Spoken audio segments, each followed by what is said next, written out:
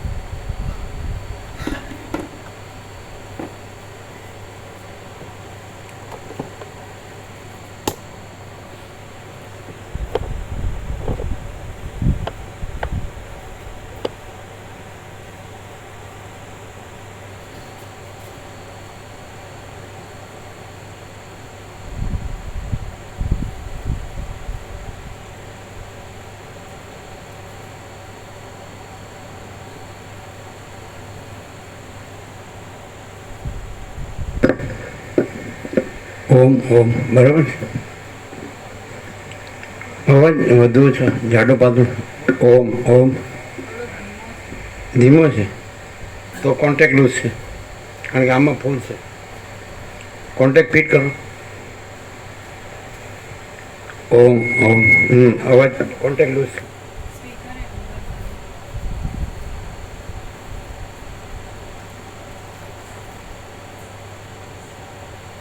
સ્પીકરના પણ ફિટ કરો એટલું બોક્સનું ફિટ કરો પાછળ આની.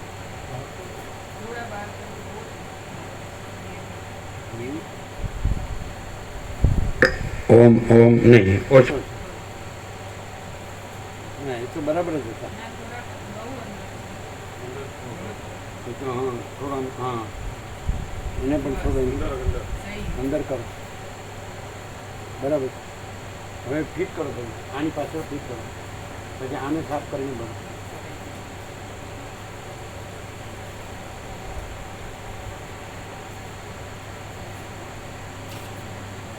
ગુસ્સો કરો એ જ કરો ને બસ. ઓમ ઓમ ખોલી ગયો ને, ભેજ હોય ને એટલે.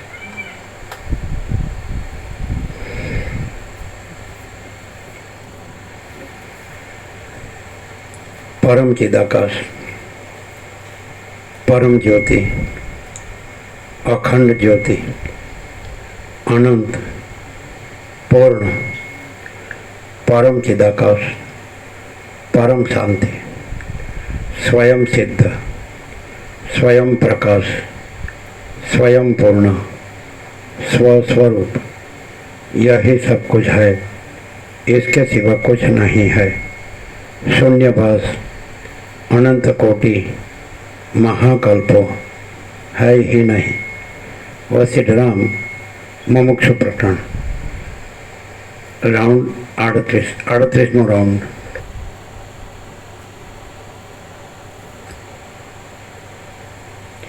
आद्य परब्रह्म सद्गुरु देव की जय.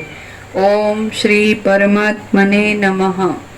श्री योग वासिष्ठ महारामायण मुमुक्षु प्रकरण सर्ग 5मो, पेज नंबर 75, 75. सर्ग 5मो, पुरुषार्थनी प्रबળતા અને દૈવની અભિન્નતા. આ પાંચમા સર્ગમાં પુરુષાર્થની પ્રબળતા અને પુરુષાર્થથી દૈવની અભિન્નતા યુક્તિપૂર્વક કહેવામાં આવશે. 75, 75. ડાબી બાજુ વચ્ચે જે રીતે કર્મ કરવામાં આવે છે તે રીતે મનુષ્યને ફળનો અનુભવ થાય છે. પૂર્વજન્મના જે કર્મો ભોગ આપવાને સજ્જ થયા હોય છે તે જ પ્રારબ્ધ કહેવાય છે. માટે પ્રારબ્ધરૂપ કર્મોનું ખંડન આ જન્મના સત્કર્મોથી કરી શકાય છે. શાસ્ત્રોને અનુસરતો અને શાસ્ત્રથી વિરુદ્ધ એમ બે પ્રકારના પુરુષાર્થ છે. તેમાં શાસ્ત્ર વિરુદ્ધ પુરુષાર્થથી અનર્થ થાય છે અને શાસ્ત્રને અનુસરતા પુરુષાર્થથી ઉત્તમ ફળ મળે છે. પૂર્વજન્મનો પુરુષાર્થ અને આ જન્મનો પુરુષાર્થ એ બંને પરસ્પરના હરીફ ન હોય તો પણ તેઓ ઘેટાઓની પેઠે લડ્યા કરે છે અને તેમાં જે ઓછા બળવાળો હોય છે તે હારી જાય છે. આથી પુરુષે શાસ્ત્રના નિયમને અનુસરીને એવો પુરુષાર્થ કરવો જોઈએ કે જેથી આ જન્મનો પુરુષાર્થ પૂર્વજન્મના પુરુષાર્થને તરત જીતી લે. આપણો અને બીજાનો પુરુષાર્થ પરસ્પર સરખો ન હોય તો તે બંને ઘેટાઓની પેઠે લડે છે અને તેઓમાં જે બળવાન હોય છે તે જીતે છે. જો શાસ્ત્ર પ્રમાણે પુરુષાર્થ કરતાં પણ અનર્થની પ્રાપ્તિ થાય તો તે સમયે એ અનર્થ આપનારા પૂર્વજન્મના પુરુષાર્થને બળવાન સમજવો. ત્યારે તો પ્રબળ ઉત્સાહ રાખીને દાંત પીસીને શુભ પુરુષાર્થ કરવામાં મંડ્યા જ રહેવું. એટલે પછી વિઘ્ન પાડવા સજ્જ થયેલો પૂર્વજન્મનો અશુભ પુરુષાર્થ પણ હારી જ જાય છે. મને પૂર્વજન્મનું પ્રારબ્ધ જ ચલાવે છે એવા વિચારને તો પગ તળે બળપૂર્વક ચાંપી જ દેવો જોઈએ. કારણ કે આ જન્મના પ્રત્યક્ષ પુરુષાર્થથી પૂર્વજન્મનો અપ્રત્યક્ષ પુરુષાર્થ કદી પ્રબળ થશે નહીં. જ્યાં સુધી પૂર્વજન્મનો અશુભ પુરુષાર્થ પોતાની મેળે સંપૂર્ણ રીતે શાંત થાય નહીં ત્યાં સુધી અત્યંત પુરુષાર્થ કરવામાં પ્રયત્નપૂર્વક મંડ્યા જ રહેવું. જેમ ગઈકાલનું અજીર્ણ આજ કરેલા ઉપવાસથી ટળી જાય છે તેમ પૂર્વજન્મનો દોષ પણ આ જન્મમાં કરેલા શુભ પુરુષાર્થથી નિસંદેહ ટળી જાય છે. હિંમત ભરેલી બુદ્ધિથી પૂર્વજન્મના દુષ્ટ પ્રારબ્ધનો તિરસ્કાર કરીને પોતાનો સંસારમાંથી ઉદ્ધાર કરવા વાસ્તે શ્રવણ મનન આદિ સાધનોનું સંપાદન કરવા માટે ઉદ્યોગ કરવો, પણ નિરુદ્યોગ રહીને ગધેડા જેવા પુરુષોની પંક્તિમાં રહેવું નહીં. શાસ્ત્રને અનુસરતો ઉદ્યોગ જીવતા અને મુવા પછી પણ હિતકારક છે. સિંહ જેમ માણસોએ કરેલા બંધનના પાંજરામાંથી પુરુષાર્થ કરીને નીકળી જાય છે તેમ સમજુ પુરુષે પણ સંસારરૂપી ગુફામાંથી બળપૂર્વક પુરુષાર્થ કરીને નીકળી જવું જોઈએ. પોતાનો દેહ નાશવંત છે એવો વિચાર નિત્ય રાખવો. પશુ જેવું થવું નહીં, પણ જે કર્મો સત્પુરુષોને યોગ્ય છે તે જ કરવા. ઘામાં રહેલો કીડો જેમ ચીકણા અને કૂણા કૂણા માંસાદિક પદાર્થોનો સ્વાદ લેવામાં જ પોતાનો જન્મારો કાઢે છે તેમ સમજુ પુરુષે ઘરમાં રહીને કોઈ સ્ત્રી અને અન્નપાનાદિ ચીકણા અને કૂણા કૂણા પદાર્થોનો સ્વાદ લેવામાં પોતાના આવરદાને એળે કાઢવો નહીં. શુભ પુરુષાર્થ કરવાથી તુરત જ શુભ ફળ મળે છે અને અશુભ પુરુષાર્થ કરવાથી તુરત જ અવશ્ય અશુભ ફળ મળે છે. બાકી આ સંસારમાં દૈવ નામે કાંઈ જ નથી. જે પુરુષ પુરુષાર્થ રૂપી પ્રત્યક્ષ પ્રમાણને છોડી દઈને અનુમાન રૂપી દૈવનો આશરો લે છે તે પુરુષ પોતાના બે હાથને જ સર્પરૂપ જાણીને તેમને જોઈ ભાગે છે એમ સમજવું. જેમણે શ્રેષ્ઠ પુરુષોના વિચારો જોયા નથી અને જેઓ અમને દૈવ જ ચલાવે છે એવો નીચ વિચાર રાખે છે તે પુરુષોનું મોં જોઈને લક્ષ્મી પાછી જ વળી જાય છે. આથી પુરુષાર્થપૂર્વક પ્રથમ વિવેક આદિ સાધનોનું સંપાદન કરવું અને જેઓમાં આત્મજ્ઞાન રૂપી ઉત્તમ અર્થ છે એવા શાસ્ત્રોનો વિચાર કરવો.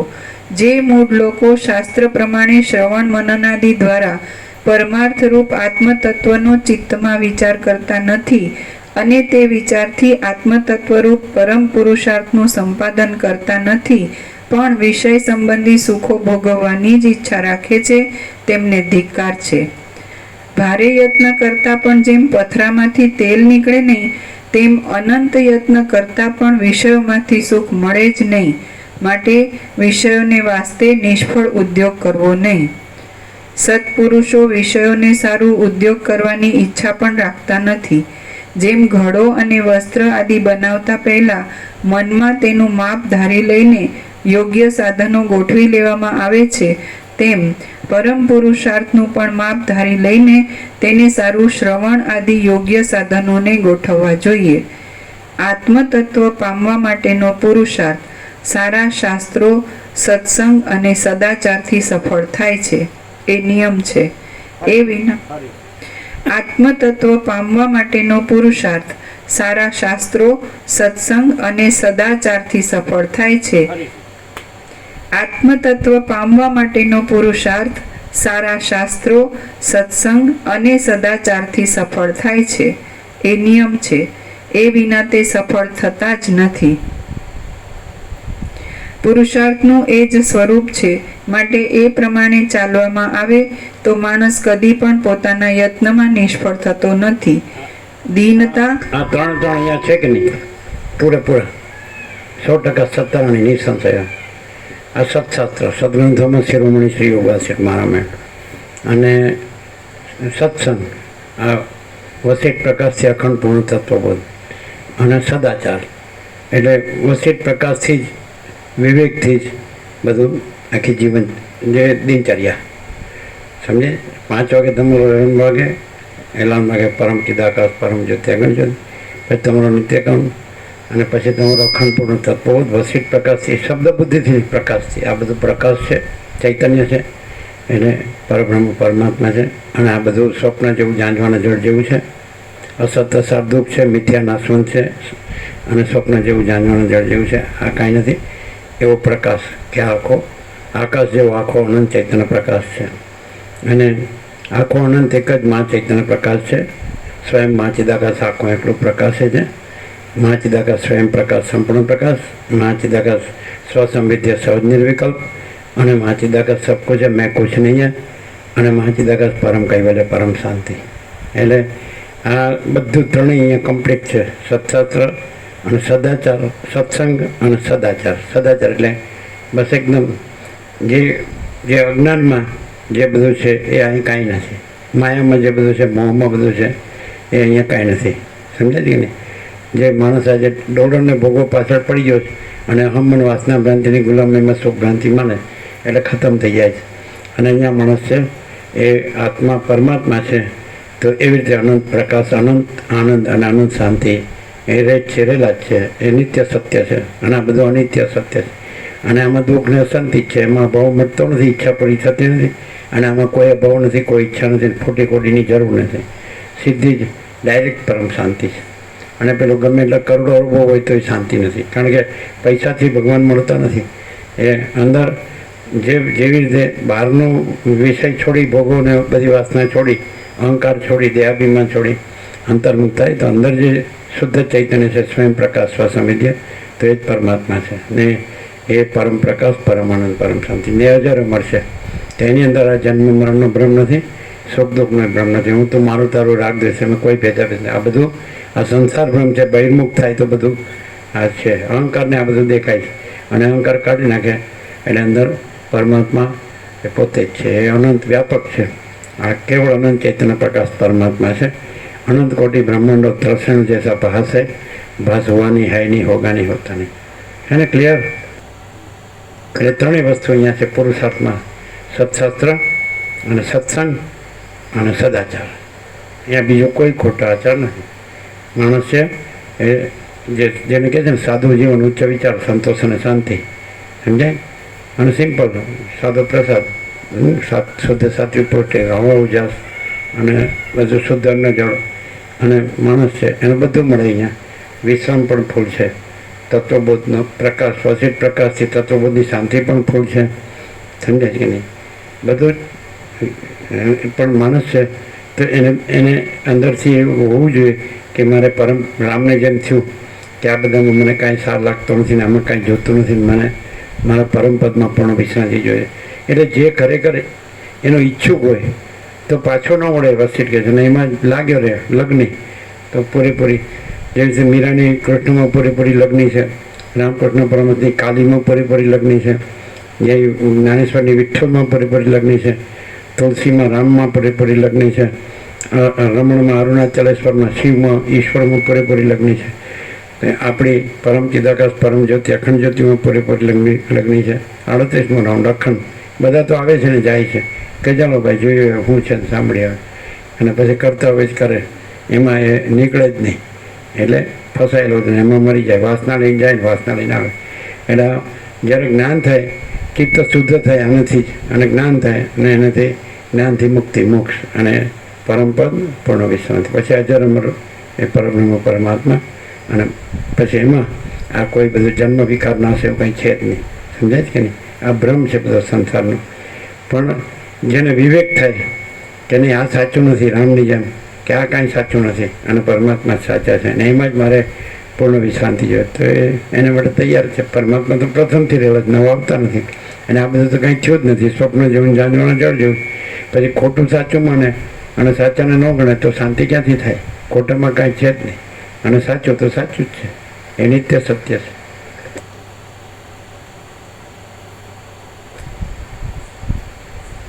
આત્મતત્વ પામવા માટે પુરુષાર્થ, સારા શાસ્ત્રો, સત્સંગ અને સદાચારથી સફળ થાય છે એ નિયમ છે. એ વિના તે સફળ થતા જ નથી. પુરુષાર્થનું એ જ સ્વરૂપ છે. માટે એ પ્રમાણે ચાલવામાં આવે તો માણસ કદી પણ પોતાના યત્નમાં નિષ્ફળ થતો નથી. દીનતા અને દરિદ્રતા આદિ દુઃખોથી પીડાયેલા બીજા નળ અને હરિશ્ચંદ્ર આદિ મોટા પુરુષો પણ પુરુષાર્થથી જ ઇન્દ્ર સમાન થયા હતા. બાળકપણાથી માંડીને પ્રયત્નપૂર્વક શાસ્ત્રનો અને સત્સંગ આદિ ગુણોનો અભ્યાસ કર્યો હોય તો તે પુરુષાર્થથી સારા ફળ થાય છે. બાળકપણાથી માંડીને યત્નપૂર્વક શાસ્ત્રનો અને સત્સંગ આદિ ગુણોનો અભ્યાસ કર્યો હોય તો તે પુરુષાર્થથી સારા ફળ થાય છે. પછી બાળકપણાથી કહે છે, અને ગરડો થાય તો પૈસાને ભોગોમાંથી નીકળતો જ નથી, વાસનામાંથી, અહંકારને, દેહાભિમાનને, વાસનાને, આ બધું સંકલ્પ વિકલ્પો છોડતો જ નથી, માયાના, મોહના. સમજે? અને કહે છે બાળકપણાથી. વસિષ્ઠ રામને સાથે જે સંવાદ કરે તો રામ 16 વર્ષના છે. આ યોગ વસિષ્ઠનો સંવાદ છે. રામ 16 વર્ષની વયના છે, અને એમનો પૂર્ણ વૈરાગ્ય છે, અને વસિષ્ઠનું પૂર્ણ આત્મજ્ઞાન છે. અને એ પરમ ચિદાકાશ, પરમ જ્યોત્યાખંડ જ્યોતિ, તો અનંતપૂર્ણ પરમ ચિદાકાશ, પરમ શાંતિ એ છે જ.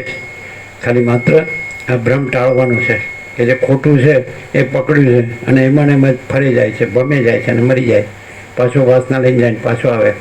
એટલે જન્મ મરણના ફેરા ટળે નહીં.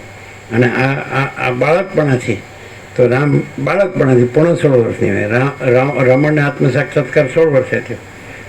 રામકૃષ્ણ પરમહંસને ઈશ્વર સાક્ષાત્કાર 17મે વર્ષે થયો. જ્ઞાનેશ્વર પણ ઇનબોર્ન, જન્મજાત હતા. 6 વર્ષે તો જ્ઞાનેશ્વર, એમણે 14મે વર્ષે તો જ્ઞાનેશ્વર લખી, 21મે વર્ષે સંજીવની સમાધિ લીધી. એટલે પહેલાં ગમે તે વાલીઓ લૂંટારો હતો, પણ પછી બ્રહ્મર્ષિ વાલ્મીકી મુનિ થઈ ગયા. એ પુરુષાર્થ છે. એમ કરે તો તુલસી પણ કામી હતો, અને પછી એકદમ એમ જ થઈ ગયો, અનન્ય, રામમાં અનન્ય થઈ ગયો, મુક્ત થઈ ગયો. એટલે બાળકપણાથી માંડીને પ્રયત્નપૂર્વક શાસ્ત્રનો અને સત્સંગ આદિ ગુણો. જળભરત બાળકપણાથી છે, સનકાદિક બાળકપણાથી છે, અષ્ટાવક્ર બાળકપણાથી છે, સુખદેવ બાળકપણાથી છે. એમ ઘણા દ્રષ્ટાંતો છે ને. ઇનેક્ટ એટલે સીધું જે બ્રહ્મ જ પ્રકાશે છે. દેહ તો આકાર છે, એ કાંઈ નથી. જગત જો આકાર છે, એ કાંઈ નથી. અને જે આખું બ્રહ્મ સૂર્ય પ્રકાશે છે, સીધો આકાર કાંઈ નથી. સૂર્યનો ગોળાકાર કાંઈ નથી, પણ અંદર અનંત તેજગન છે, એ સૂર્ય છે. કંઈ ગોળ આકાર છે, સૂર્ય નથી. એમ દેહાકાર છે, એ બ્રહ્મ સૂર્ય નથી. તો અંદર જે અનંત ચૈતન્ય પ્રકાશ છે, અનંત ચૈતન્ય શાંતિ છે, એ બ્રહ્મ સૂર્ય છે. એટલે એનો જીષ્ઠ લેવું પડે. જે અંદર જીષ્ઠ મને એનો સાર ગર્ભ લેવો પડે. પછી આકાર જોયો તો કે સૂર્ય તો ગોળ છે, ગોળ નથી, અનંત તેજગન છે. એમ આકાર લેવો તો કે આ તો વસિષ્ઠ છે, વસિષ્ઠ નથી. એ પૂર્ણ બ્રહ્મ, અનંત તેજગન, અનંત ચિદગન. બાળકપણાથી માંડીને પ્રયત્નપૂર્વક શાસ્ત્રનો અને સત્સંગ આદિ ગુણોનો અભ્યાસ કર્યો હોય તો તે પુરુષાર્થથી સારા ફળ થાય છે. આમ પ્રત્યક્ષ જોયું હોય, અનુભવ્યું હોય અને સાંભળ્યું હોય છતાં પણ જે કુબુદ્ધિ લોકો એ સઘળું દૈવથી જ કરવામાં આવ્યું છે અને તેનું ફળ પણ દૈવે જ આપ્યું છે એમ માને છે તેમને માર્યા ગયેલા જ સમજવા. બાળકપણાથી માંડીને પ્રયત્નપૂર્વક શાસ્ત્રનો અને સત્સંગ આદિ ગુણોનો અભ્યાસ કર્યો હોય તો તે પુરુષાર્થથી સારા ફળ થાય છે.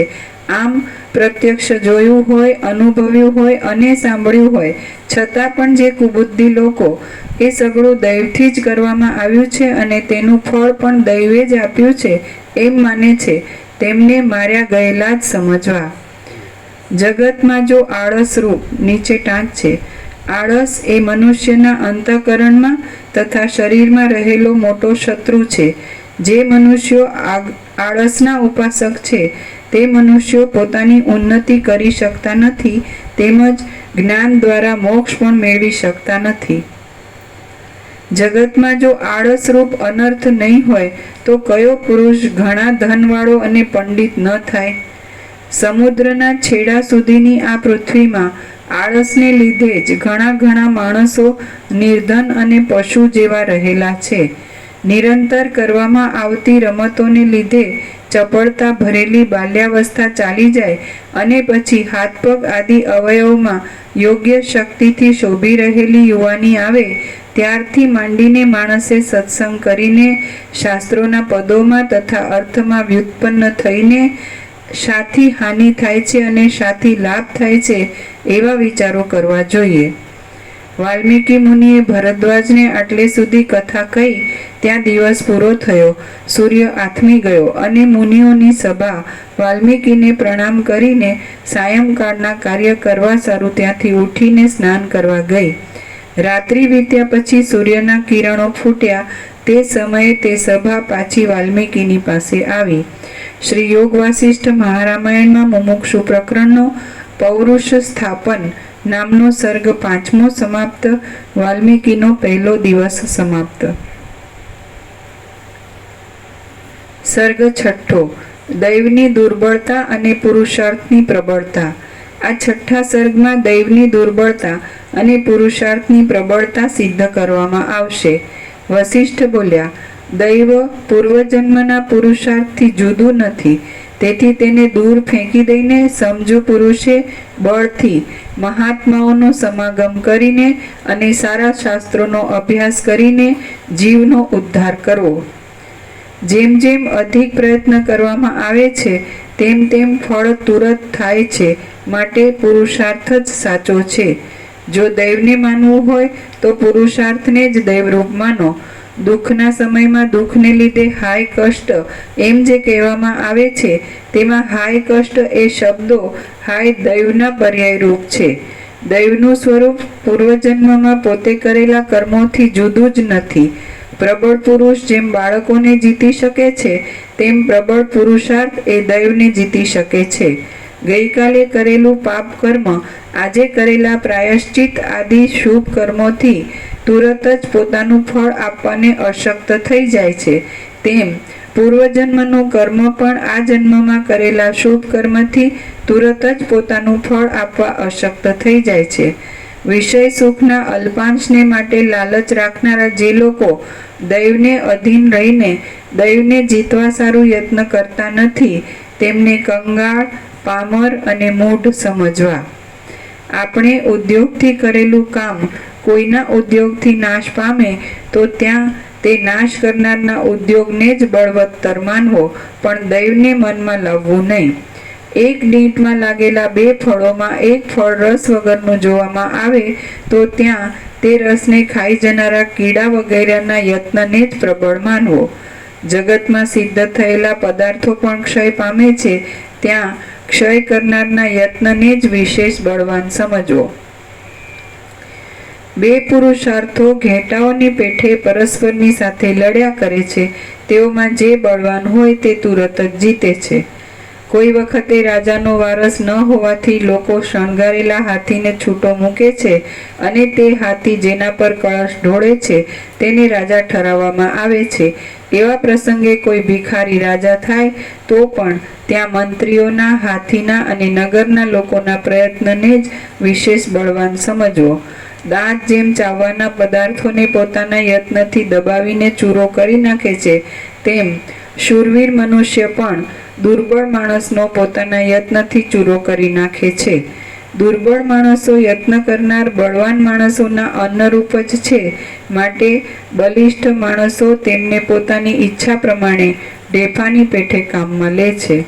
સમર્થ માણસનો જે દ્રશ્ય કે અદ્રશ્ય ઉદ્યોગ હોય છે તેને મૂઢ અને અસમર્થ માણસ પોતાના મનમાં દૈવ રૂપે માની લે છે. સમર્થ માણસોમાં પણ જેઓ વધારે સમર્થ હોય છે તેઓ બીજાઓને દબાવે છે એ વાત સઘળા પ્રાણીઓમાં પરસ્પર જાણીતી છે. માટે દૈવ એ કાંઈ પદાર્થ જ નથી.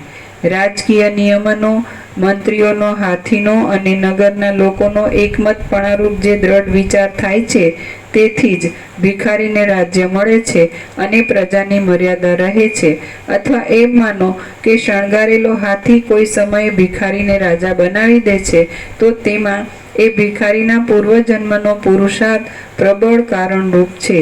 કોઈ સમયે આ જન્મનો પુરુષાર્થ પૂર્વજન્મના પુરુષાર્થને તોડી નાખે છે તો કોઈ સમયે પૂર્વજન્મનો પુરુષાર્થ આ જન્મના પુરુષાર્થને બળાત્કારથી તોડી નાખે છે.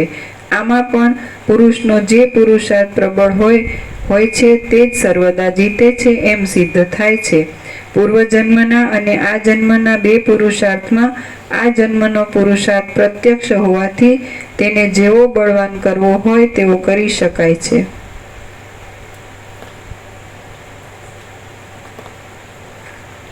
આથી યુવાન માણસ જેમ બાળકને જીતી શકે છે તેમ આ જન્મનો પ્રબળ પુરુષાર્થ પૂર્વજન્મના પુરુષાર્થને જીતી શકે છે. વરસાદથી કદી આખા વર્ષ સુધી કરેલી ખેડનો નાશ થાય છે તો ત્યાં અધિક યત્નથી ભરેલા વરસાદના પુરુષાર્થની જીત થઈ સમજવી.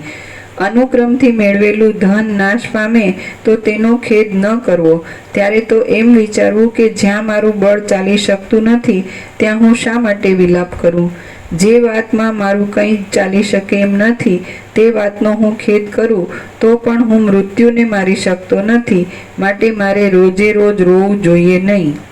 જગતમાં સઘળા પદાર્થો દેશ, કાળ, ક્રિયા અને દ્રવ્યની સગવડ પ્રમાણે સિદ્ધ થાય છે. એમાં જે અધિક યત્નવાળો છે તે અવશ્ય સિદ્ધિ મેળવે છે. એથી સારા શાસ્ત્રોથી અને સાધુજનોના સમાગમોથી પુરુષાર્થને સંપાદન કરવો અને એમ બુદ્ધિને નિર્મળ કરીને સંસારરૂપી સમુદ્રને તરી જવો. પુરુષરૂપી અરણ્યમાં પૂર્વજન્મના તથા આ જન્મના પુરુષાર્થરૂપી બે ફળાઉ ઝાડો ઉત્પન્ન થયા છે. તેમાં જે અધિક બળવાન હોય છે તે વિજયી થાય છે.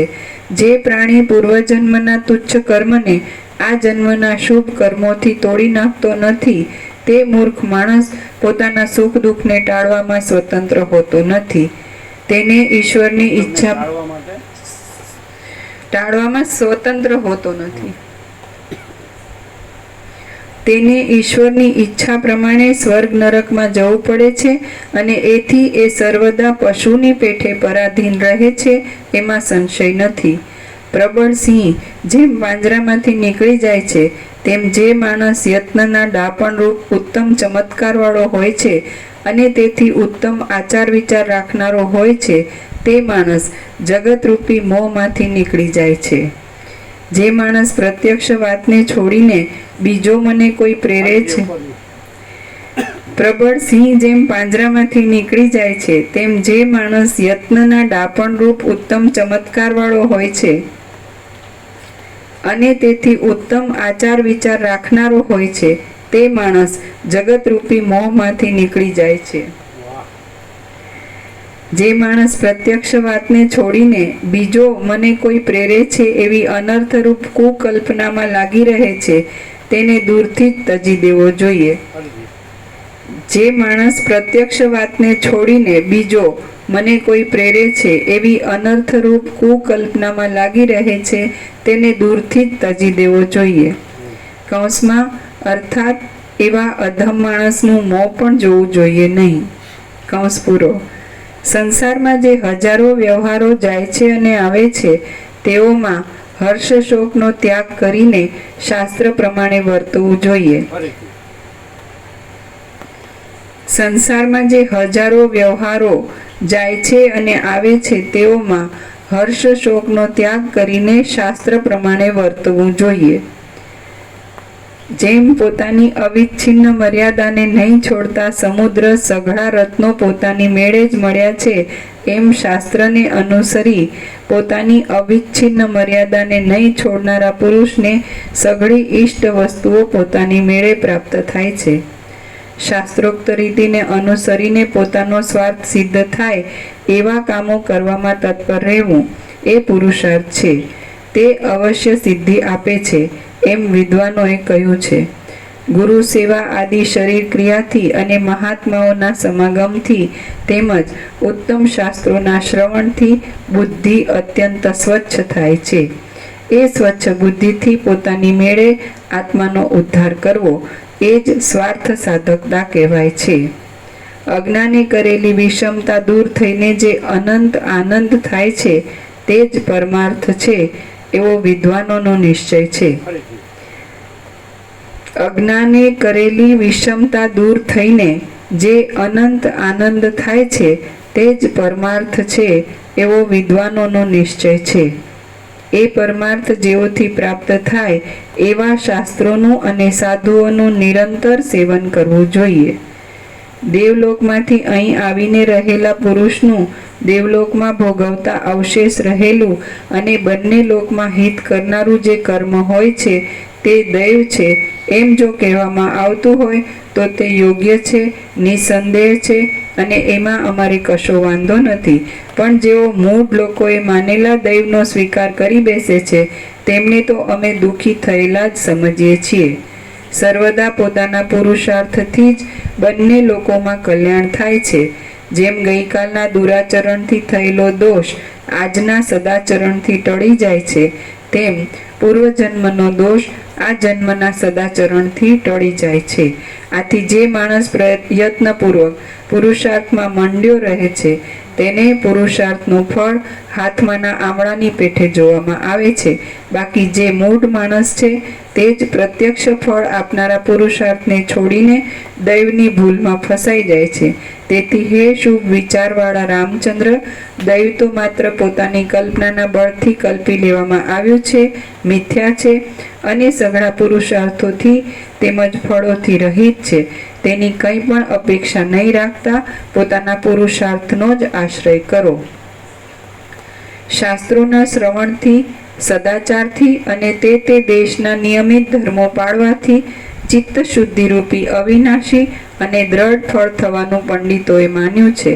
જ્યારે હૃદયમાં ફળની આકાંક્ષા ઉત્પન્ન થાય છે ત્યારે ચિત્તને ઉદ્યોગ કરવાની ઈચ્છા થાય છે. આમ એ ઈચ્છા થાય છે ત્યારે અંગો તેને અનુકૂળ ક્રિયાઓ કરવામાં લાગી જાય છે. આ પ્રમાણે ઈચ્છાપૂર્વક ક્રિયાઓમાં લાગવું એ જ પુરુષાર્થ અથવા ઉદ્યોગ છે એમ કહેવામાં આવે છે. એ પ્રમાણે પુરુષાર્થ કરવો એ જ મનુષ્યાવતારનું ફળ છે. આમ સમજીને પોતાના ઉદ્ધારમાં સર્વદા તત્પરતા રાખવી અને તે તત્પરતાને સારા સારા શાસ્ત્રોના, સાધુજનોના તેમજ પંડિતોના સેવનથી અત્યંત સફળ કરવી. દૈવના અને પુરુષાર્થના સંબંધમાં ઊંડો વિચાર કરનારા વિદ્વાનોએ નિશ્ચય કર્યો છે કે સર્વદા કરવામાં આવતો આ પુરુષાર્થ જ દૈવ ઉપર વિજય મેળવે છે. માટે મહાત્માઓની સેવા વડે શ્રવણાદિક મેળવીને તત્વજ્ઞાનને સારું ઉદ્યમ કરવો જોઈએ. નીચે ટાંચ છે. ધર્મ તથા મોક્ષ એ બે પુરુષાર્થની સિદ્ધિ પ્રારબ્ધથી કદી પણ થવાની નથી. માટે મુમુક્ષુએ મોક્ષનું સાધન જ્ઞાન અને જ્ઞાનના સાધન શ્રવણાદિક સંપાદન કરવા માટે ઘણામાં ઘણો પ્રયત્ન કરવો જોઈએ. ધર્મ તથા મોક્ષ એ બે પુરુષાર્થની સિદ્ધિ પ્રારબ્ધથી કદી પણ થવાની નથી. માટે મુમુક્ષુએ મોક્ષનું સાધન જ્ઞાન અને જ્ઞાનના સાધન શ્રવણાદિક સંપાદન કરવા માટે ઘણામાં ઘણો પ્રયત્ન કરવો જોઈએ. દૈવના અને પુરુષાર્થના સંબંધમાં ઊંડો વિચાર કરનારા વિદ્વાનોએ નિશ્ચય કર્યો છે કે સર્વદા કરવામાં આવતો આ પુરુષાર્થ જ દૈવ ઉપર વિજય મેળવે છે. માટે મહાત્માઓની સેવા વડે શ્રવણાદિક મેળવીને તત્વજ્ઞાનને સારું ઉદ્યમ કરવો જોઈએ. અલ્યા જીવ, તું આ જન્મના વાંધા વગરના પુરુષાર્થને જ સિદ્ધિ આપનારા સમજ અને સંતોષવાળા સર્વોત્તમ બ્રહ્મવેત્તાઓની સેવા કરીને મીઠા અને અવશ્ય ફળદાયી એવા ઉત્તમ ઔષધથી તું અનંત જન્મ મરણ રૂપી રોગને શાંત કર. અલ્યા જીવ, તું આ જન્મના વાંધા વગરના પુરુષાર્થને જ સિદ્ધિ આપનારા સમજ અને સંતોષવાળા સર્વોત્તમ બ્રહ્મવેત્તાઓની સેવા કરીને મીઠા અને અવશ્ય ફળદાયી એવા ઉત્તમ ઔષધથી તું અનંત જન્મ મરણ રૂપી રોગને શાંત કર. શ્રી યોગ વાસિષ્ઠ મહારામાયણમાં મુમુક્ષુ પ્રકરણનો દૈવ નિરાકરણ નામનો સર્ગ 6 સમાપ્ત. સર્ગ સાતમો સર્વ રીતે પુરુષાર્થનું જ પ્રાધાન્ય. આ 7મા સર્ગમાં વિસ્તાર સહિત ઉદાહરણોથી, પ્રતિ ઉદાહરણોથી અને યુક્તિઓથી કેવળ પુરુષાર્થના જ પ્રધાનપણાનું નિરૂપણ કરવામાં આવશે. વશિષ્ઠ બોલ્યા, વ્યાધિઓથી રહિત અને અલ્પ માનસિક પીડાઓવાળા મનુષ્ય દેહને પ્રાપ્ત થઈને સમજુ પુરુષે ચિત્તનું એવું સમાધાન કરવું કે તેથી તેને ફરીવાર જન્મ ધરવો પડે નહીં. વશિષ્ઠ બોલ્યા, વ્યાધિઓથી રહિત અને અલ્પ માનસિક પીડાઓવાળા મનુષ્ય દેહને પ્રાપ્ત થઈને સમજુ પુરુષે ચિત્તનું એવું સમાધાન કરવું કે તેથી તેને ફરીવાર જન્મ ધરવો પડે નહીં. જે માણસ પુરુષાર્થથી દૈવનો પરાભવ કરવા ઈચ્છે છે તે માણસના આ લોકમાં કે પરલોકમાં સઘળા મનોરથો સંપૂર્ણ થાય છે. હમણાં તો એવું લાગે કે 38મો રાઉન્ડ છે. બેકો ખાનન સત્સુ સાહિત્યના ગુજરાતી અનુવાદના 1756 પેજ છે. આપણે એક એક અક્ષરમાં ચાલ્યા છે તો જેણે પહેલી વાર સાંભળી. ખબર નહીં કેમ એવું, પણ શું આનંદ છે અને કેવો અંદર સંતોષ અને સમાધાન અને શાંતિ. આમ પહેલી વાર સાંભળતા હોય કેવું. એટલે આ એક ચમત્કૃતિ છે. વસિષ્ઠથી પ્રકાશથી સાંભળે, શબ્દ બુદ્ધિથી નહીં, હું રાખીને કે જગત રાખીને નહીં, પણ આ આખો અનંત એક જ મહાચૈતન્ય પ્રકાશ છે. સ્વયં મહાચિદાકાશ આખો એટલો પ્રકાશ છે અને મહાચિદાકાશ સબકો છે, મેં કુછ નહીં હે. અને મહાચિદાકાશ પરમ કૈવલ્ય, પરમ શાંતિ, એકદમ સહજ છે. સહજ કેવા છે અક્ષરો? અમૃત જેવા અક્ષરો છે. એટલે એકથી જ્યારે કૃત્રિમતા, ઔપચારિકતા નથી. અને જે મૂર્ખો પૈસાને ભોગોમાં જ એની વાસનામાં જ આમાં જ સુખ છે એમ ભ્રાંતિમાં મરી જાય, એને શું ખબર પડે? આમાં અખંડ લાગેલો રહે ત્યારે એને અનુભવાય છે. અનુભવ તો છે જ, એ તો છે જ, પરમ તો છે જ, પણ આ પરમ બસ કાંઈ એને ગણતો જ નથી. એ તો પૈસાને ભોગોને જ ગણે અને એમ જ મરી જાય. અને પછી મરતી વખતે કાંઈ નહીં, એ તો કાંઈ સાથે તો કાંઈ આવતું જ નથી. આવે એની વાસના, એને પાછો એ વાસના થઈ જાય, પછી જન્મ મરણના ફેરામાં દુઃખ સિવાય કાંઈ નથી. કોઈ દિવસ કાંઈ ન હોય, માયા, ભોગ, વાસના, ભ્રાંતિ કે મોહ, આ બધું દેહાભિમાન, આ હું મારો, અને આ બધા ભેદભાવને દેખાદેખી, ચડસા ચડશે ને બધું. એટલે કોઈ દિવસ અભાવ માટે એની ઈચ્છા પૂરી થાય છે. અને આમાં કોઈ અભાવ નથી, કોઈ ઈચ્છા નથી. ફૂટી કોડીની જરૂર નથી. પેલા કરોડો અરબો દુઃખ હસનથી વધારે છે તો એમાં પાછો દોડે છે. અને જેમાં કાંઈ જરૂર, સૂર્યનારાયણ ભગવાન બિલ નથી બનાવતા, આ તાપતા વરસાદ બિલ નથી બનાવતા, પવનદેવ બિલ નથી બનાવતા, અગ્નિદેવ બિલ નથી બનાવતા, અન્નદેવ, જળદેવ, ધરતી માતા બિલ નથી બનાવતા. જેના તમે બનેલા છો એ તો સહજ છે. તો તમે પરમ ચૈતન્ય શક્તિના બનેલા છો, તો જેના છો એના રહ્યો ને. પણ તો આ જેનો નથી એમાં મરવા જાય. આ કાંઈ પૈસાનો ભોગવણો નથી બનેલો તો એમાં સડીને મરવા જાય. પણ જેનો છે એ તો પરમ અમૃત છે. પછી એ પરમ ચૈતન્ય શક્તિ છે, તો પરબ્રહ્મ પરમાત્મા છે, પરમ ચિદાકાશ, પરમ જ્યોતિ, અખંડ જ્યોતિ. જેને જીવતા આવડે તો આ જ બધું છે, ઓલ એન્ડ સોલ. અને આવી જગ્યા, પવિત્ર જગ્યામાં, અને આવો પવિત્ર, આવો આ બધો પ્રકાશ આ ક્યાં મળવા આવે? પણ આને વેલ્યુ જ નથી. એનું કારણ કે બધું ઊંધું, વિના સકાળે વિપરીત બુદ્ધિ. અને વિવેક જાગે તો આ છોડે જ નહીં. કારણ કે આ જે સમય છે, અત્યારે માણસ છે એ વસીથી પ્રકાશથી પરમાત્મામાં બેઠો છે. અને જેવો ઊભો થાય એટલે હું તું મારું તારું, આ પુરુષ ને આ સ્ત્રી ને આ પ્રજાને, પ્રજાની પ્રજા ને આ ઘર ને આ ધન ને આ પ્રોપર્ટી ને આ બસ હાંધન હલાડા કાંઈ નહીં થવા. રાગ દ્વેષ ખબર પડે છે. રાજ્ય ભોગ લક્ષ્મીની ભ્રાંતિની લઘુતા ગ્રંથિ ભ્રાંતિ, અહમન વાસના ભ્રાંતિની ગુલામીમાં સુખ ભ્રાંતિ અને અદ્વૈત ભ્રાંતિની લઘુતા ગ્રંથિ ભ્રાંતિ. હું આ દેહમાં અમુક જીવ છું, હું આ દેહમાં અમુક વ્યક્તિ છું, પુરુષ છું ને સ્ત્રી છું, આમને આમ સડીને મરી જાય. અને એ કીધું જ છે વસીઠે કે વૈરાગ્ય સૌથી મોટો મિત્ર છે અને વાસના સૌથી મોટી શત્રુ છે. અને વિવેકથી જ વૈરાગ્ય થાય. એમ ખબર પડે કે પરમાત્મા એક પરમાત્મા સાચા છે અને એ અનંત ચૈતન્ય પ્રકાશ છે, અનંત ચૈતન્ય શાંતિ છે, અજર અમર છે, નિરંજન નિરાકાર નિર્વિકાર છે, અનંત અખંડ અભેદ છે, એક જ અદ્વિતીય અનાદિ અનંત છે, તુર્યાતીત છે. અને એમાં આ બધું અસત અસારને દુઃખરૂપ મિથ્યાને નાશવંત અને સ્વપ્ન જેવો ઝાંઝવાણો જળ જેવો આ સંસારનો ભ્રમ છે. આ હું કાંઈ નથી, જગત એ કાંઈ નથી, જન્મ્યા પહેલાં કાંઈ નથી હોતું, મરી ગયા પછી કાંઈ નથી. સમજાય એવું છે, કોમન સેન્સથી ખબર પડે, સાયન્ટિફિકલી એ ખબર પડે. મૂઢ વિષય પામર, ઇન્દ્રનો વિષય ભોગવને એની વાસના એમાં સડી મરી જાય ગંદી ગટરમાં. આ ગંદે ભોગો કે કીડે કૂદતે ગધે એમ કે જ વસી. એટલે સમજે ને સાંજને ગધેડાને ડફણા. જો માણસને ભાન થઈ જાય તો છોડે જ નહીં. આ પરમ અમૃત છે. આપણે 38મો રાઉન્ડ છે, અખંડ રહ્યા છીએ, તો એ પહેલી વાર સાંભળતા એવું લાગે. શું બાકી કહેવું પડે હવે એ આ પરમાત્માની એમ કે છે ને પરમ કૃપાળુ પરમાત્માની અસીમ કૃપા એ આ વસ્તુ છે. એ તો સારા માણસનો જન્મ મળવો. હવે અનંત જીવની જન્મ જાતિના જીવો છે, કીડીથી કુંજર કેવા કહેવાય, એક કોશી જીવ અમીબા, ત્યાંથી લઈને ઈશ્વર સુધી, ઈશ્વરથી માટીની રજ તણકલું કે એક કીડી સુધી, આ બધું સૃષ્ટિ કેટલી વિચિત્રતા છે. એમાં માણસ થવું અને એમાં વસીઠથી પ્રકાશથી આ પરમ ચિદાકાશ, પરમ જ્યોતિ, અખંડ જ્યોતિ અને પરમ ચિદાકાશ, પરમ પદ, પૂર્ણ વિશ્રાંતિ, અજર અમર, એક જ અદ્વિતીય અનાદિ અનંત. અને પછી એમાં આ બધો ભ્રમ છે જ નહીં. તો આ કેટલી બધી જાતની સુલભતા અને બાળપણથી લઈ લેવું પડે. કારણ કે આ તો પરપોટો થયા નથી, ફૂટે ને ફટ દઈને લ્યો ગયા, ક્યાંય ગયા તો જતા રહ્યા. લ્યો હું આવ્યા હું ગયા, હા ન જન્મ્યો હોત તો સારું હતું.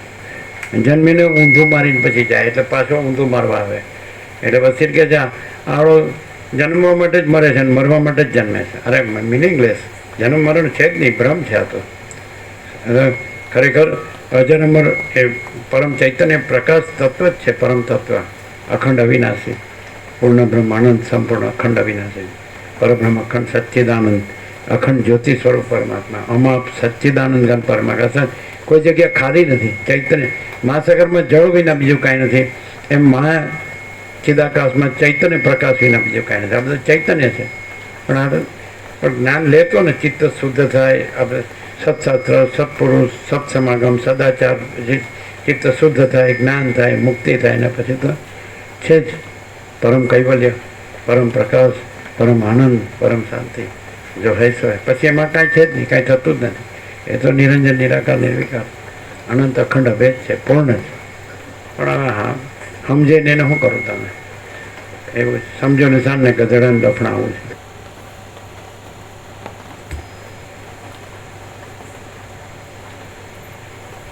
વશિષ્ઠ બોલ્યા, વ્યાધિઓથી રહિત અને અલ્પ માનસિક પીડાઓ વાળા મનુષ્ય દેહને પ્રાપ્ત થઈને સમજુ પુરુષે માનો કે સ્થૂળ દેહ છે તો પંચભૂત છે કે સપ્ત ધાતુ છે, સૂક્ષ્મ દેહ છે તો પાંચ કર્મ દેહ, પાંચ જ્ઞાન, મન, બુદ્ધિ, ચિત્તાંગના પાંચ પ્રાણ છે, કારણ દેહ અવિદ્યા છે, પ્રકૃતિ.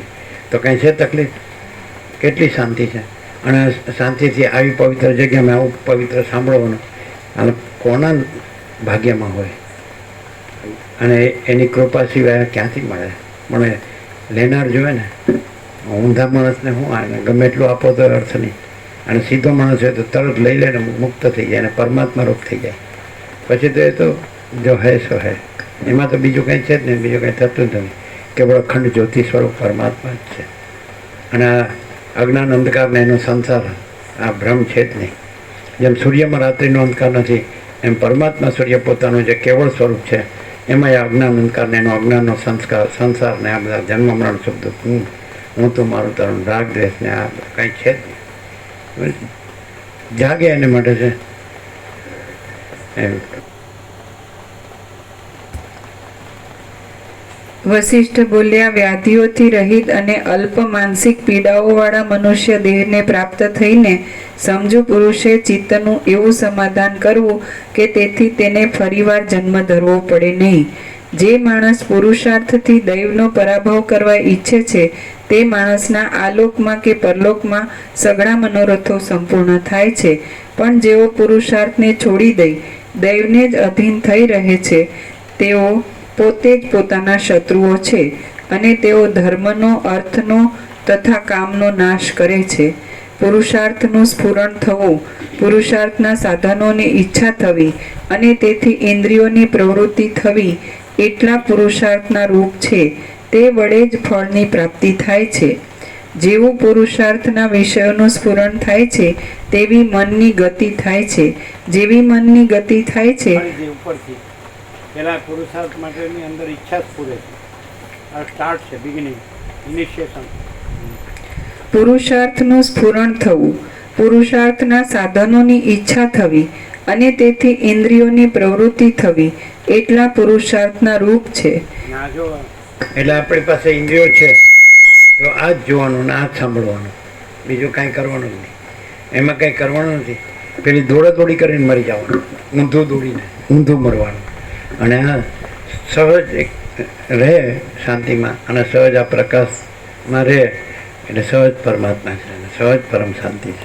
એટલે બોલો, એટલે ઇન્દ્રિયોથી બીજું કાંઈ કરવાનું નથી. બસ તમે સહજ સાંભળો અને સહજ રહ્યો એટલે સહજ પ્રકાશ, સહજ આનંદ, સહજ શાંતિ, સહજ પરમાત્મા. અને આ બીજો ભ્રમ છે જ ને, હું જગત, આ સ્વપ્ન છે, હું જાણવાનું જરૂર જાતો જન્મ પહેલાં ક્યાં હતો, મરી ગયા પછી ક્યાં છે, તો અત્યારે નથી. એવી રીતે સાંભળવું છે. પણ હું આ સાંભળું છું તો હું રહ્યો તો ખલાસ, આ ખબર જ ન પડે. પ્રકાશમાં હું નથી. જેમ સૂર્યથી હું ભાસે છે, જગત ભાસે છે, પણ સૂર્યમાં હું ને જગત નથી. એમ પરમાત્મા સૂર્યથી અમે અનંત કોટી મહાસૂર્ય ભાસે છે, અનંત કોટી બ્રહ્માંડો ભાસે છે, અનંત કોટી અવતારો, અનંત સૃષ્ટિ લે બધું ભાસે. એ પરમાત્મા સૂર્યમાં કાંઈ નથી. અનંત શુદ્ધ ચિદાકાશ, ચૈતન્ય પ્રકાશ રૂપી આકાશ છે. એવી રીતે બોધથી પછી અનંત શુદ્ધ ચિદાકાશ રહ્યું છે. પછી કોઈ હું ને જગત રહ્યું નથી. એમાં કોઈ જન્મનો ભ્રમ નથી. એટલે પછી કોઈ વિકારનો નાશનો ભ્રમ નથી. આ બધો ભ્રમ છે. અને ભ્રમ, બોધથી જ ભ્રમ ટળી જાય છે અને બોધ છે એ જ પરમાત્મા.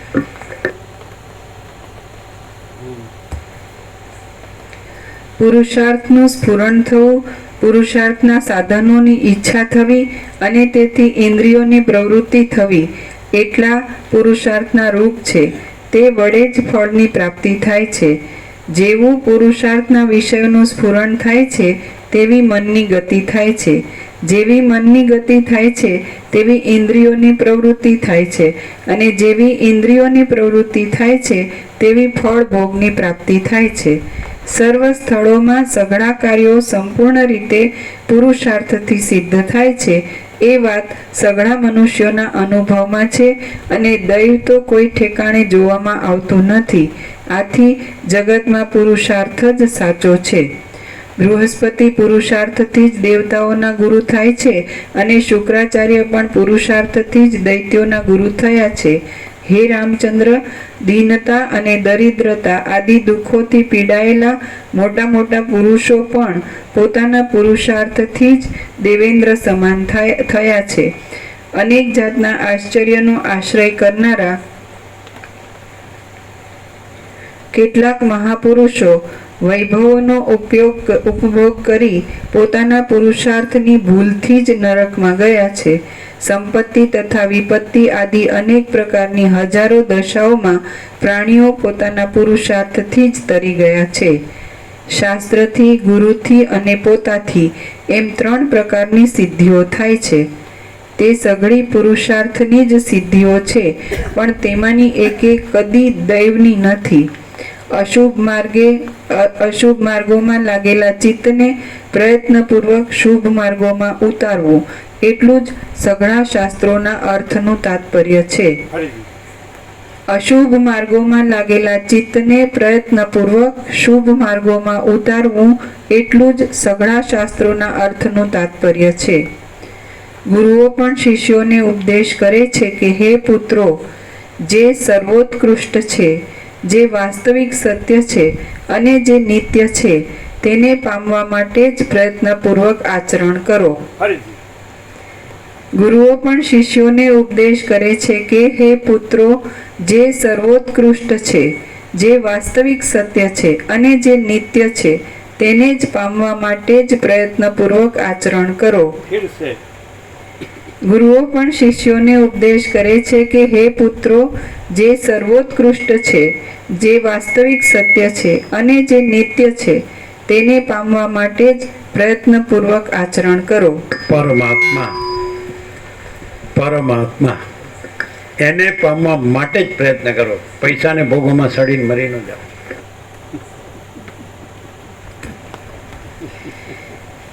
મેં પણ જેમ જેમ પ્રયત્ન કર્યો છે તેમ તેમ મને તુરંત ફળ થયું છે. આમ હું પણ દૈવથી નહીં પણ પુરુષાર્થથી જ ફળ પામ્યો છું. મેં પણ જેમ જેમ ગુરુઓ પણ શિષ્યોને ઉપદેશ કરે છે કે હે પુત્રો, જે સર્વોત્કૃષ્ટ છે, જે વાસ્તવિક સત્ય છે અને જે નિત્ય છે તેને પામવા માટે જ પ્રયત્નપૂર્વક આચરણ કરો. મેં પણ જેમ જેમ પ્રયત્ન કર્યા છે તેમ તેમ મને તુરંત ફળ થયું છે. આમ હું પણ દૈવથી નહીં પણ પુરુષાર્થથી જ ફળ પામ્યો છું. પુરુષાર્થથી જ સિદ્ધિ થતી જોવામાં આવે છે. બોલો ભાઈ ગોવા પ્રભુ, 46 વર્ષથી શું અનુભવો છે અહીંયા? શું અનુભવો? પરમાત્મા સિવાય બીજું કંઈ છે? પણ પૈસાને ભોગો જ દેખાતો એને હું બધી ખોપડી ચડાવી નાખીએ. પણ પવિત્ર રહે, સમજાય તો પરમ જ્યોતિ, અખંડ જ્યોતિનું દર્શન થાય. વસેટા અમને કે તત્વવેતા જીવન મુક્તને સદા અખંડ જ્યોતિનું દર્શન થાય છે, પરમ જ્યોતિનું દર્શન થાય. પણ આ ચિત્ત શુદ્ધ હોય, જ્ઞાન થાય, મુક્તિ થાય તો પછી એ અનુભવાય ને. અખંડ ક્યારે રહેવાય? અખંડ અનુભવવું હોય, અખંડ રહ્યો હોય ત્યારે અખંડ રહેવાય. એ પેલું સ્વયંમાં છે ને, કેવી રીતે રહેવાય? હા, સિદ્ધાંતમાં રહ્યા સિવાય કદી સિદ્ધાંત રહેવાય નહીં. એટલે પરમાત્મામાં રહ્યા સિવાય કદી પરમાત્મા રહેવાય નહીં. પરમાત્મામાં રહ્યા સિવાય કદી પરમાત્મા રહે. તો અહીં શું અનુભવો છે વર્ષોથી? હવે તમારી 3 ઓક્ટોબરે મહાબિનિષ્ક્રમણ 1974 અને 2024 એટલે 50મું વર્ષ, ગોલ્ડન જ્યુબિલી મહાબિનિષ્ક્રમણ. બસ આ 6 દિવસ જ રહ્યા ને. આજે 27 તારીખ, 28, 29, 30 અને 1, 2, 5 ને 3, 3 ઓક્ટોબર 1974 મહાબિનિષ્ક્રમણ. 50 years. પણ અખંડ પરમાત્મા છે. બીજું કાંઈ? 46 વર્ષથી શું અનુભવ હશે? બીજી કોઈ કોમ્પ્રોમાઇઝ કર્યું પૈસાને ભોગવવામાં? તમે 46 વર્ષથી લાભ લ્યો ને 1978, તો 48 વર્ષ તો તમારા દેશમાં છે ને. એ 10મી ઓક્ટોબર છે 1976. નાના હતા તો આ દેશમાં એમને 48 વર્ષ થયા, તમે 46 વર્ષથી છો. તો અખંડ પરમાત્મા છે બીજી વાત. અને કોઈ સાથે કોમ્પ્રોમાઇઝ કેટલા આવ્યા હશે? કરોડો. પણ નો કોમ્પ્રોમાઇઝ. પરમાત્મા એટલે પરમાત્મા, કોઈના બાપનું રાજ નથી. સત્ય સિવાય બીજી કોઈ વાત નહીં. અનુભવ્યું છે ને અડધી રાત્રે.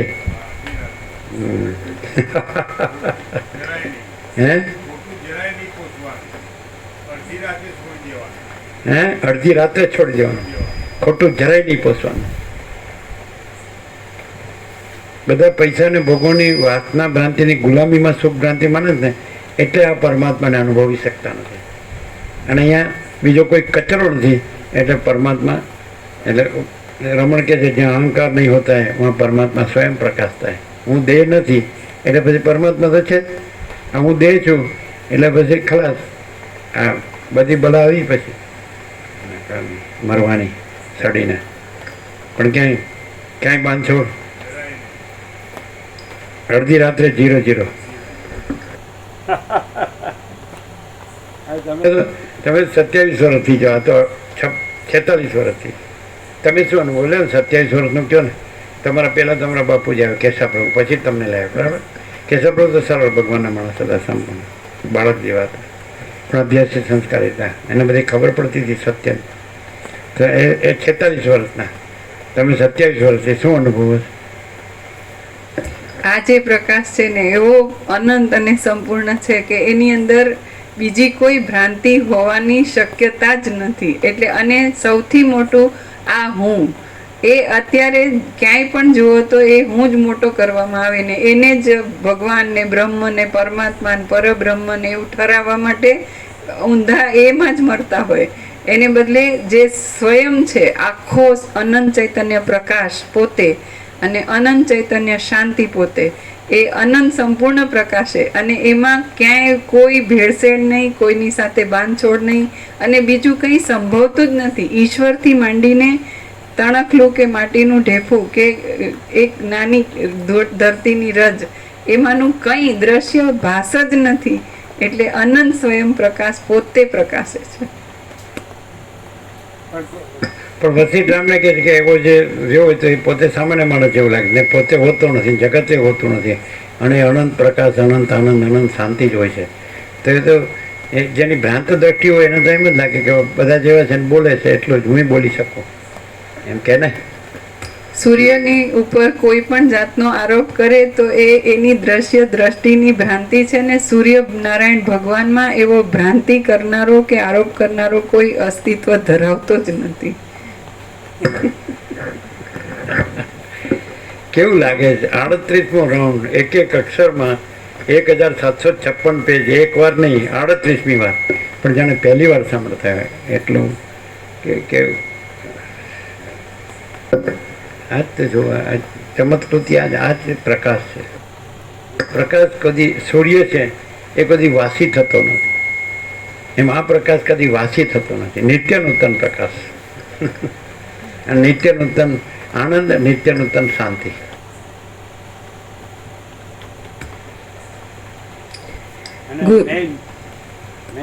પરમાત્મા શું છે તો કૈવલ્ય, પરમ નિર્મળતા, પરમ શીતળતા. આ વાતાવરણ પણ એવું જ છે. કૈવલ્ય, પરમ નિર્મળતા, પરમ શીતળતા. દ્રશ્ય દ્રષ્ટિથી જુઓ તો પણ પરમાત્મા એ જ છે. બસ કે જે આનંદ અને શાંતિ છે એ જ પરમાત્મા છે અને વિકાર વિનાના આનંદ અને શાંતિ છે એ જ પરમાત્મા છે. સમજે? અહીં કોઈ વિકાર નથી, આભાસ નથી, આકાર નથી, વિકાર નથી. સમજે જ કે નહીં? કોઈ ભેદભાવ નથી, કોઈ લેવા દેવા નથી અને સહજ આનંદ અને સહજ શાંતિ છે, સહજ પ્રકાશ છે. એ જ પરમાત્મા છે. ભ્રાંતિ રહિત છે જે સ્વરૂપ. તો પછી દ્રશ્યનો આકાર નથી અને સંપૂર્ણ ભ્રાંતિ રહિત શુદ્ધ સ્વરૂપ છે. તો એ પરમાત્મા છે, એ પ્રકાશ છે, એ આનંદ છે, શાંતિ, સહજ છે અને આનંદ છે ને પૂર્ણ છે, અખંડ છે ને અભેદ છે અને અજર અમર છે, નિરંજન નિરાકાર નિર્વિકાર છે, એક જ અદ્વિતીય અનાદિ અનંત છે અને તોડિયાતીત છે, અપરિચ્છિન્ન છે. શું જોવે તમારે? એટલે કીધું જે ગુરુએ શિષ્યોને કીધું, પુત્રો જે સર્વશ્રેષ્ઠ છે, જે સત્ય છે, જે નિત્ય છે એને જ પ્રાપ્ત કરી લો, પરમાત્મા. અને એ જ રહ્યું હોય તો પછી એમાં હું ન હોય, જગત ન હોય, પછી બધી મારામારી ન હોય, બધી માયાની, મોહની, પૈસાની ને ભોગવાની, આ ભાગનો ભાગ. ખાલી ખોટા દુઃખી થવા. જ્યારે આવું બધું જ મળ્યું હોય, જેને નથી મળ્યું એનો દોષ નથી, પણ મળ્યું હોય અને ન લે તો મૂર્ખો જ છે ને.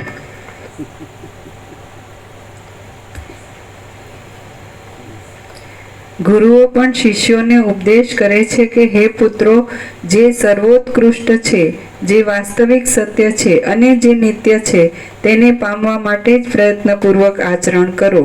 મેં પણ જેમ જેમ પ્રયત્ન કર્યા છે તેમ તેમ મને તુરત ફળ થયું છે. આમ હું પણ દૈવથી નહીં પણ પુરુષાર્થથી જ ફળ પામ્યો છું. પુરુષાર્થથી જ સિદ્ધિ થતી જોવામાં આવે છે અને બુદ્ધિમાન પુરુષો પણ પુરુષાર્થથી જ આચરણ કરે છે. દૈવ તો કેવળ દુઃખમાં રડતા અને અલ્પ બુદ્ધિવાળા લોકોના આંસુ લૂછવા માટે છે.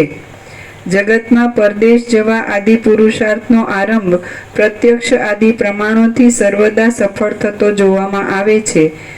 જે જમે છે તે તૃપ્ત થાય છે, પણ જે જમતો નથી તે તૃપ્ત થતો નથી.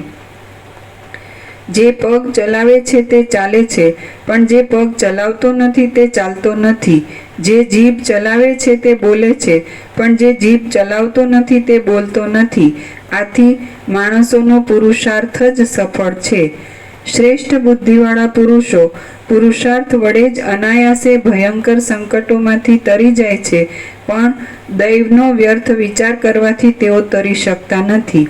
જે માણસ જે રીતે પ્રયત્ન કરે છે તે માણસ તેવી રીતે અવશ્ય તેના ફળને પામે છે, પણ જગતમાં હાથ પગ જોડીને બેસી રહેવાથી કોઈને ફળ સાંપડતું નથી. હે રામ, શુભ પુરુષાર્થથી શુભ ફળ આવે છે અને અશુભ પુરુષાર્થથી અશુભ ફળ આવે છે. તો હવે જેમ ઈચ્છા હોય તેમ કરો. આ સંસારમાં પુરુષાર્થથી જ ફળ પ્રાપ્તિ છે. દેશ અને કાળને લીધે તે ફળ પ્રાપ્તિ થાય કે લાંબે ગાળે થાય. દેશ અને કાળને લીધે તે ફળ પ્રાપ્તિ તરત થાય કે લાંબે ગાળે થાય. આને જ દૈવ કહ્યું છે. દૈવ ક્યાંય જોવામાં આવતું નથી, તેમ તે બીજા લોકમાં પણ રહ્યું નથી. સ્વર્ગલોકમાં કર્મનું જે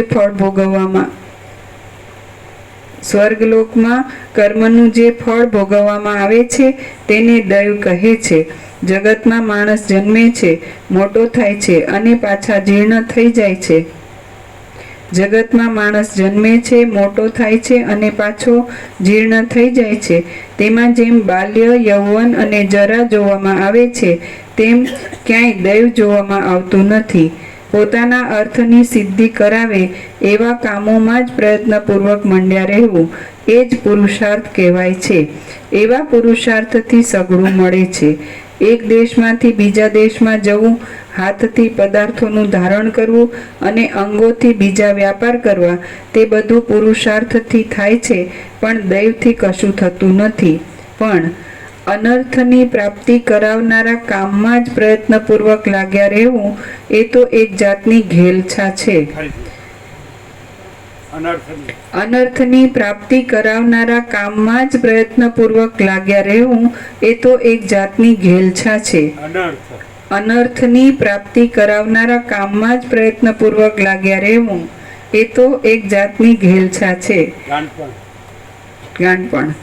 એથી કશું શુભ થતું નથી અને માત્ર અશુભ જ થાય છે.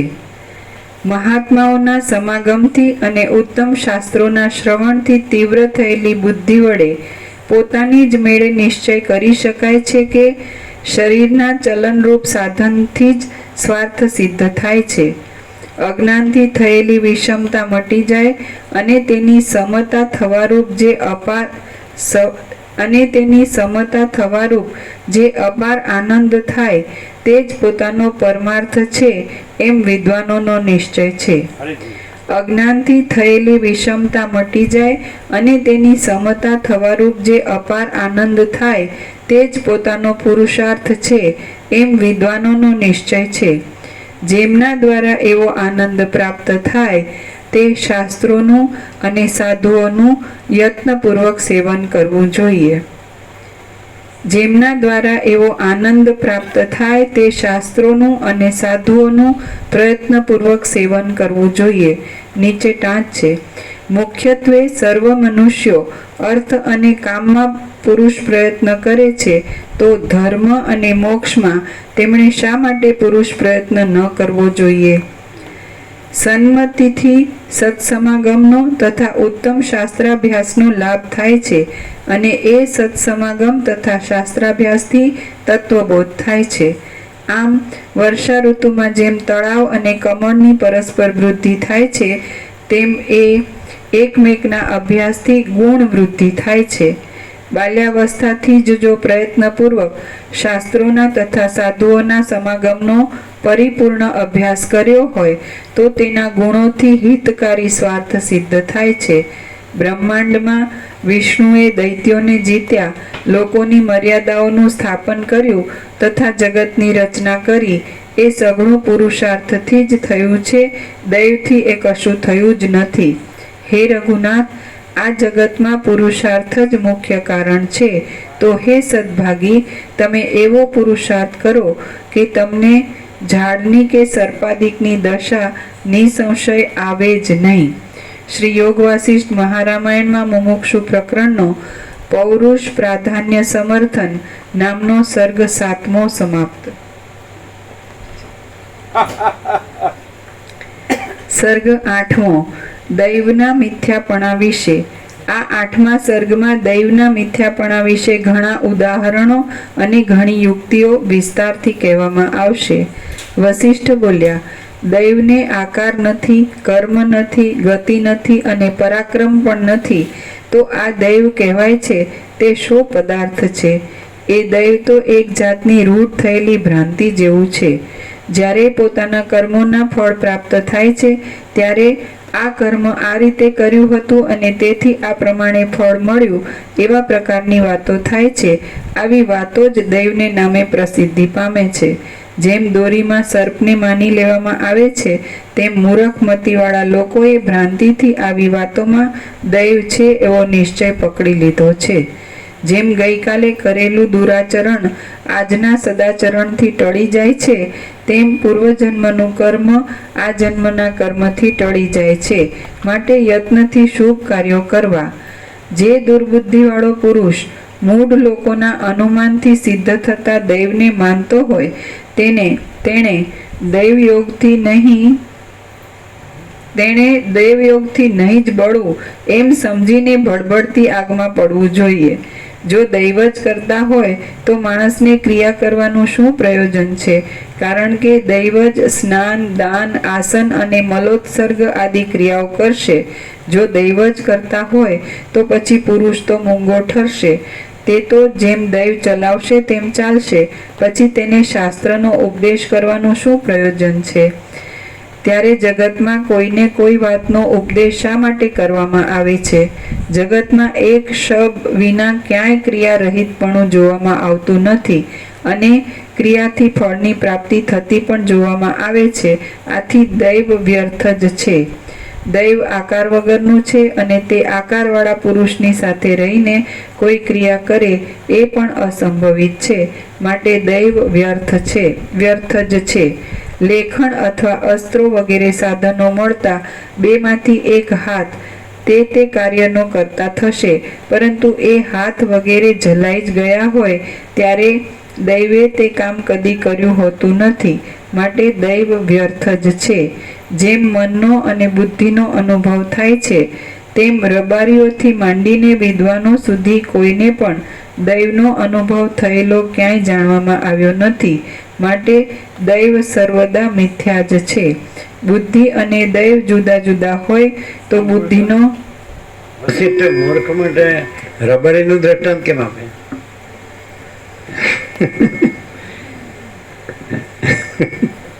કેમ આપે? મૂર્ખ માટે રબારીનું દ્રષ્ટાંત કેમ આપે? એમાં એવું હોય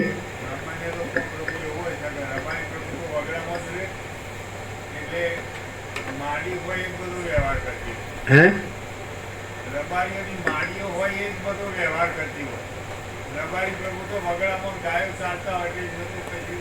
પણ મૂર્ખ માટે એનું દ્રષ્ટાંત કેમ આપે? રબારીનું દ્રષ્ટાંત, રબારીમાં કઈ મૂર્ખતા હોય છે?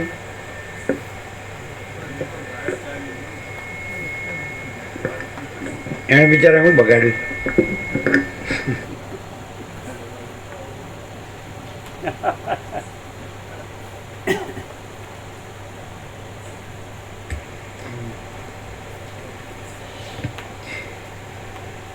બુદ્ધિ અને દૈવ જુદા જુદા હોય તો બુદ્ધિનો ક્રિયા કરવામાં ઉપયોગ થાય છે, પણ દૈવનો ઉપયોગ નથી. માટે દૈવ એ એક કલ્પિત પદાર્થ જ છે. હવે જો બુદ્ધિ તથા દૈવ એ બંને એક જ હોય તો પણ દૈવની કલ્પના વ્યર્થ થાય છે. પછી જો બુદ્ધિથી જુદા દૈવની કલ્પનામાં પ્રમાણ હોય તો તે પ્રમાણથી શા માટે પુરુષાર્થને જ સિદ્ધ ન કરવો? જેમ દેહધારીને આકાશનો સંયોગ સંભવતો નથી, તેમ તેને દૈવનો સંયોગ પણ સંભવતો નથી. જો આકાર હોય તો જ સંયોગ થતો જોવામાં આવે છે. માટે આકાર વગરનું અને સંયુક્ત માનવામાં આવતું દૈવ છે જ નહીં. છતાં દૈવ ત્રૈલોક્યમાં પ્રાણીઓને માટે ખટપટ કરનારું હોય તો પછી સઘળા પ્રાણીઓએ સૂઈ જ રહેવું જોઈએ, કારણ કે દૈવ જ સઘળું કામ કરી દેશે. મને દૈવે પ્રેર્યો છે તેથી હું આ કામ કરું છું એમ જે કહેવામાં આવે છે તે તો સામા માણસને ધીરજ આપવાની વાત છે, પણ વાસ્તવિક રીતે દૈવ છે જ નહીં. મૂઢ લોકોએ જ દૈવને કલ્પેલું છે. જેઓ તે દૈવમાં ખૂંચ્યા છે તેઓ તો મુઆ જ પડ્યા છે. સમજુ પુરુષો તો પુરુષાર્થથી જ ઉત્તમ પદ પામ્યા છે. કહો જોઈએ, જેઓ વીર છે, પરાક્રમી છે, સમજુ છે અને પંડિતો છે, તેઓ આ જગતમાં કદી દૈવની વાટ સરખી જુએ છે ખરા? અમુક માણસનો આવરદા ઘણો લાંબો છે એવો જોશીઓએ નિર્ણય કર્યો હોય અને તે મનુષ્યનું મસ્તક કાપી નાખવામાં આવે છતાં તે જીવતો રહે તો દૈવને ઉત્તમ ગણવું જોઈએ. હે રામચંદ્ર, જોશીઓએ જેને વિશે નિર્ણય કર્યો હોય કે આ માણસ પંડિત થશે, તે માણસ ભણાવ્યા વગર પણ શાસ્ત્રોને સમજી જાય તો દૈવને ઉત્તમ ગણવું જોઈએ. હે રામ, વિશ્વામિત્ર મુનિએ દૈવને દૂર હટાવીને પુરુષાર્થથી જ બ્રાહ્મણપણું મેળવ્યું છે. તેમણે તે કાંઈ દૈવના આધારથી મેળવ્યું નથી. હે રામ, મુનિપણું પામેલા અમે બીજા લોકો પણ લાંબા કાળના પુરુષાર્થથી જ આકાશમાં ચાલવાની શક્તિ પામ્યા છીએ. મોટા મોટા દૈત્યોએ પણ પુરુષ પ્રયત્નથી જ દેવતાઓના સમૂહને ઉખેડી નાખીને ત્રૈલોક્યમાં ચક્રવર્તીપણું કર્યું છે. દેવ સ્વામીઓએ દાનવના સૈન્યોને મારી તોડીને તેની પાસેથી ત્રૈલોક્યના વિશાળ રાજ્યને બળથી પાછું લીધું છે. તે પણ પુરુષાર્થથી જ છે. હે રામ, આ વાંસના કરંડિયામાં લાંબા સમય સુધી સુંદર જળને ભરી રાખવામાં આવે છે તે પણ પુરુષાર્થની યુક્તિથી